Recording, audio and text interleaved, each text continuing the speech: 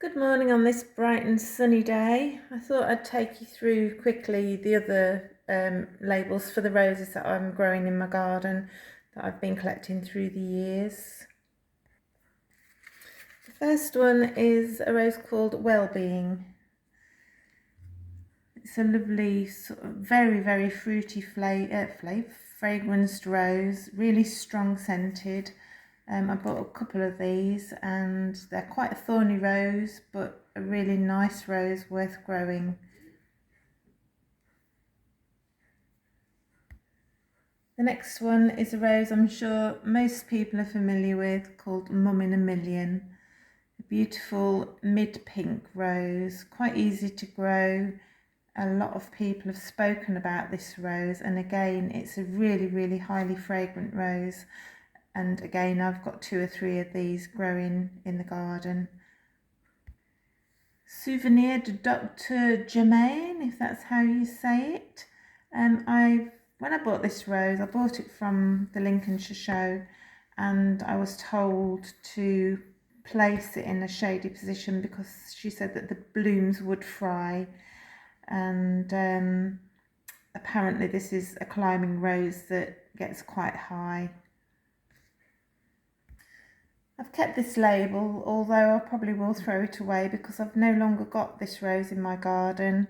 It didn't do well for me, and I had it in the early days of me growing roses, and so unfortunately I didn't keep it. I should have really taken it out of the ground and potted it up to give it a better chance and a bit more TLC, but I didn't do that, so it went in the bin, I'm afraid, which is a great regret.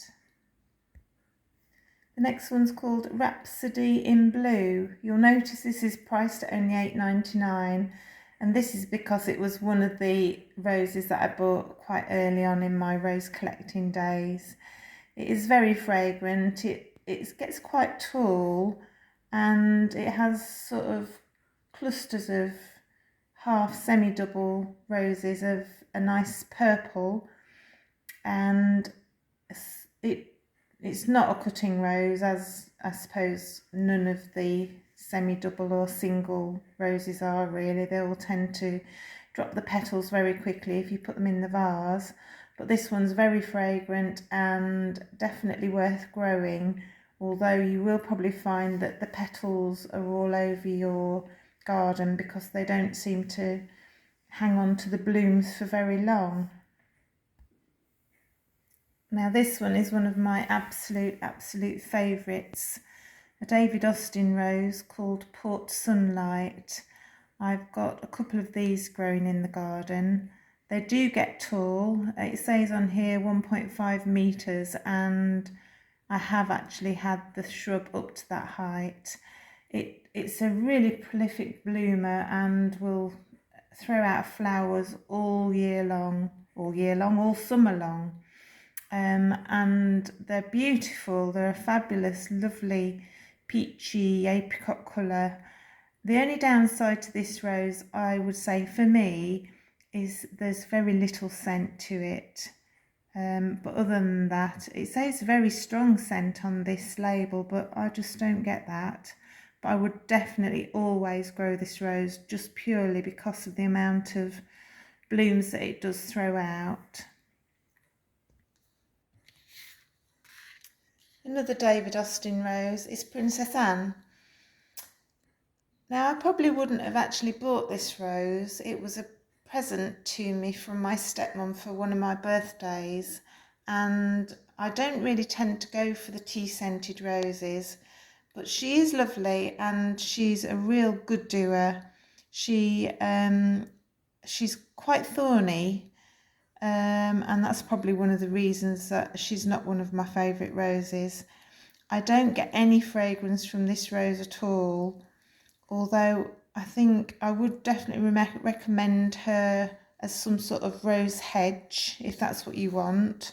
And there's the details of what David Austin says for her growing sort of structure. Another couple of roses. I've only got the labels, unfortunately. Now the first one is Elizabeth of Glamis. I once saw her at a National Trust property that I went to see on one of their rose days, and she's lovely, she's fabulous, she's got a really strong fragrance as it says on the label, and she's a lovely peachy apricot colour. And then the second one here is Doris Tisterman. She is a dark orange tea rose, and she's very highly scented, and she's lovely in the vase. She's a very upright growing rose, and yes, I would recommend this one. Now moving on, this one's Graham Thomas, another David Austin rose, and I've yet to sort of see this one fully grown, because even though I bought it years ago, I think it's discontinued now. It never did very well for me, but I've moved it and it does seem to be putting on some new strong growth. So I'm really looking forward to seeing this rose. Apparently he's one of the favourite English roses, along with Gertrude Jekyll. And this one is quite a deep, I would say a mustardy yellow, quite a striking yellow. But yes, another rose that's probably worth having. Another cheap and cheerful one here called Schoolgirl, and it's a climber, and it's a lovely peachy colour. I've got about 4 of these roses now. I did take some cuttings, so I did increase my my amount of these, and they are just starting to come into bloom. I've got one planted by the dike side, although I think a rose chafer bug's been having a go at it, because I've noticed there is a hole in the side of the bud, so that probably won't open, which is a shame. Another couple that I've just got the labels for. The first one is Cliff Richard. It says fragrant on here, although I don't get a scent at all.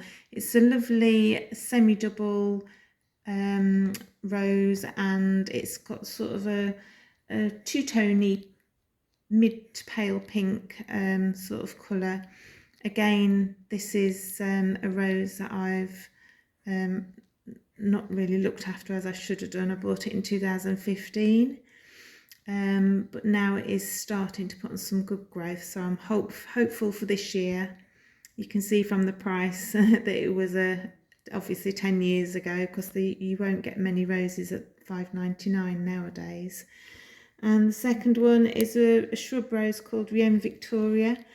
This is an old rose, and it will get up to 7 feet tall. Very scented, a beautiful sort of almost lilac-y pink flower. But this rose does need very, very good soil, or it needs you to put it in a pot and really, really look after it.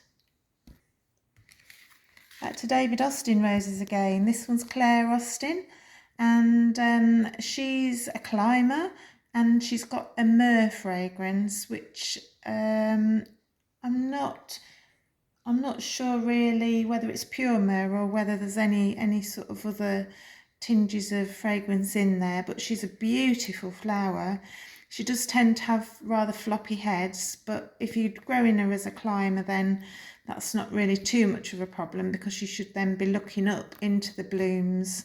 And also, obviously, when it rains, it's a bonus, because the rain doesn't go into the flower and sit there and rot from inside. It will just basically just fall away as the head's nodding down. The next rose is called Rachel, and that's a hybrid tea, and it's a massive, massive flower, really, really lovely. I bought this one from the Lincolnshire show again in 2014, and she's got a beautiful scent and sort of a peachy pinky colour, almost sort of peony size really, but yeah, really, really nice flower. I'm looking forward to seeing her again this year. So now we've got the very famous Chandos Beauty. I bought a few of these because I'd heard really good things about her. She's probably one of the, I would class her as one of the most fragrant roses in my garden, and she doesn't send out loads and loads of blooms, but the ones that she does send out really are really magnificent and highly scented, beautiful roses. Back to David Austin roses again, another absolute favourite of mine. If I could fill my garden with this rose, I would. She's not the strongest grower for me, but I think I've had her planted a little bit too near to a tree. She was actually a gift again from my stepmum, who was always buying me roses, bless her.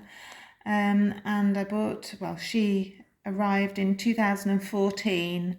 She was actually introduced by David Austin Roses in 2007, and she's got a wonderful fragrance. She really has, and her blooms are massive and wonderful, beautiful, beautiful blooms. I love this rose, as you can probably tell. Moving on with lots more to come. I'll quickly go through these as quickly as I can.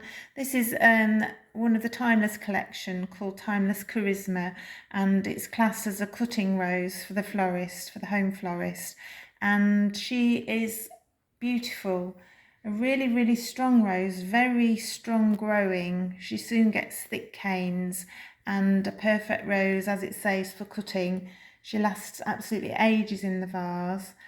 Has a bit of a fragrance, but not as strong as some of the other Timeless collection roses. But yeah, she's a lovely rose. I would definitely have more than one of this rose if I were you. Moving on now, Savoy Hotel. This is a hybrid tea rose, and there's not a lot of fragrance, but it's one of the most beautiful roses. It really is absolutely pristine and perfect. A fabulous rose if you were going to do any showing. A beautiful pale pink, and definitely will always have a place in my garden. So again, another absolute favourite. My list of favourite wonderful perfect roses just goes on and on and on. This is Lichfield Angel, another David Austin English rose. This is a very healthy shrub. I've never really known it get any sign of black spot, and it absolutely churns out the flowers as though it's just a flower machine. The buds are quite a peachy, makes you think it's going to be a peach flower, and then when they open up, they're like a cream coloured rosette. This colour is well, it will just mingle with anything. So if you want to do sort of colour schemes in your garden, and you want to go from an area of yellows to say pinks or reds, you can use this rose in between just to break the colour clash, which I often use this rose like that. Right, back to another stalwart of my garden. You'll notice that I have a lot of these roses when I start actually showing you the blooms. The anniversary rose, otherwise known as Sweet Parfum de Provence. I know that JJ has spoken about this rose before. The fragrance is amazing. It's one of the strongest fragranced roses that you will find. In fact, I was at a garden centre years ago, and I could smell this old rose scent, and I didn't know where it was coming from. And it was actually a standard rose, and it was this rose, and I knew then that I had to make a note of it, and that I definitely had to buy more than one, which I did. So yeah, you'll see this rose in my garden. It's what I would call a dark pink. It's a very strong grower, and it will get pretty big.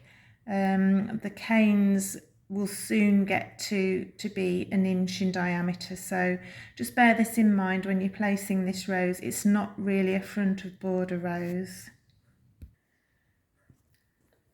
So next we've got Just Joey, a hybrid tea rose. This is very popular. It's in a lot of gardens. I've seen it all over the place. It's not my favourite rose. It's got a very, very large flower, but it's got a very open habit, almost like the size of your hand, I suppose, but all floppy and open. So it's not really a rose that I'm particularly bothered about keeping. If I need to have the space for something else, then this row will be relocated to the dyke side to just get on and do whatever it's doing. Right, another David Austin rose, and this is Charlotte, named after one of his granddaughters, obviously the daughter of our present David Austin. And this is a rose that's very good for cutting, apparently. I haven't actually cut any of these flowers because I haven't had this rose in a very good place again. This is one of the reasons that I've been relocating most of my roses this year. I wanted to get them repositioned into nice colour schemes, and also I needed to make sure that the soil was properly prepared with lots of homemade compost and my special sort of mix of ingredients to see if I can get it to throw out some blooms. And next one, this isn't the best label, I'm afraid, but this is my Queen of Flowers. I'll try and put a picture of her in the side here. And this is Madame Alfred Carriere, and she is a beautiful noisette rose, and she has actually just come into bloom yesterday, so hopefully I'll put a picture on for you. And she is a massive shrub rose, a climber really, I suppose. She'll grow in a north facing wall, and she has got a scent to die for. I've just been out this morning and had a sniff, and oh, a wonderful old rose fragrance. Another one of those that you just can't beat, really. And this rose is actually over 100 years old. She's a real old lady, and she's brilliant. Okay, this is taking rather a long time, isn't it, to get through all these labels? Probably because I'm speaking too much, but this is Gertrude Jekyll, loved by everybody. She's a little thorny madam, but you can't beat that fragrance again. It's an absolute stunner. She's sort of a mid-pink. She's a climbing rose for me.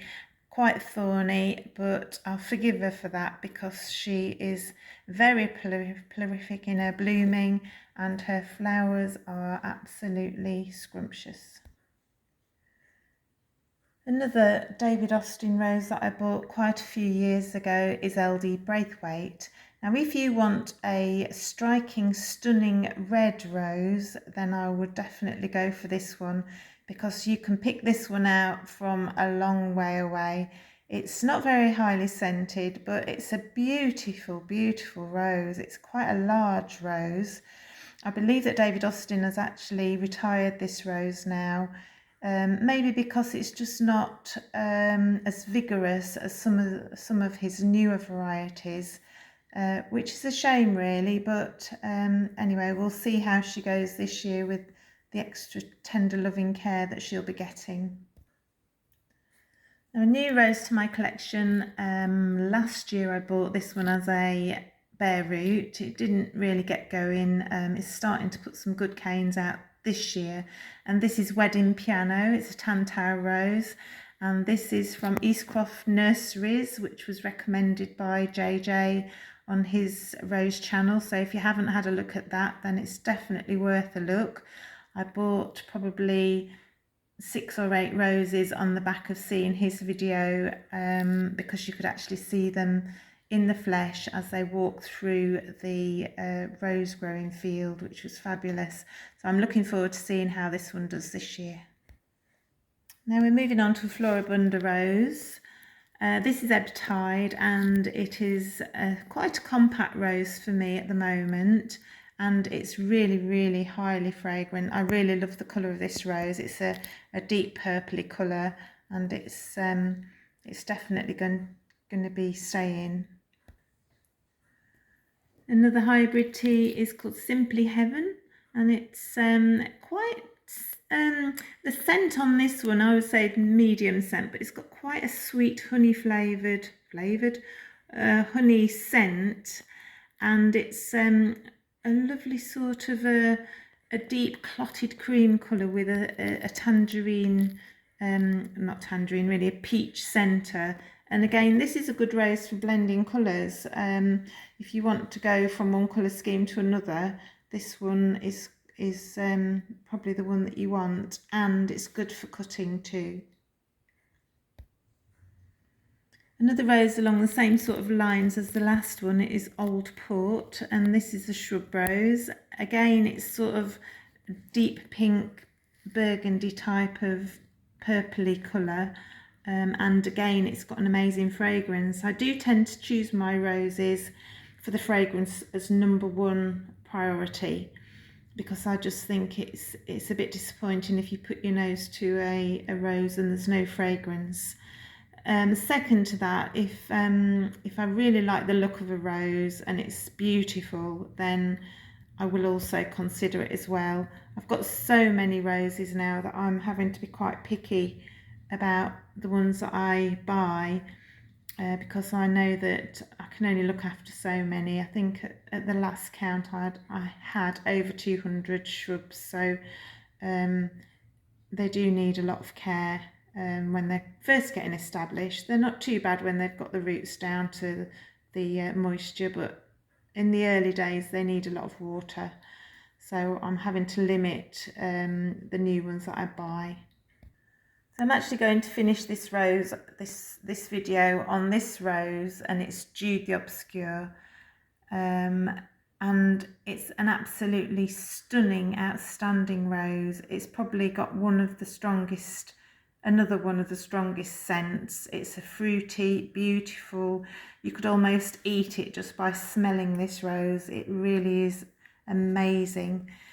That's the positive side. Now the downside is that the rose petals do shatter quite quickly. They don't stay in bloom for very long. They bloom in large clusters. They're not really rain tolerant, but apart from that, you can grow it as it will be a large shrub. So again, this is one for the back of the border really.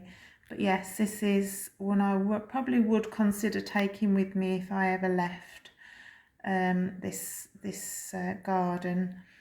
But yes, it's a beautiful, beautiful colour as well, like buttermilk, peachy buttermilk. So yes, it's wonderful.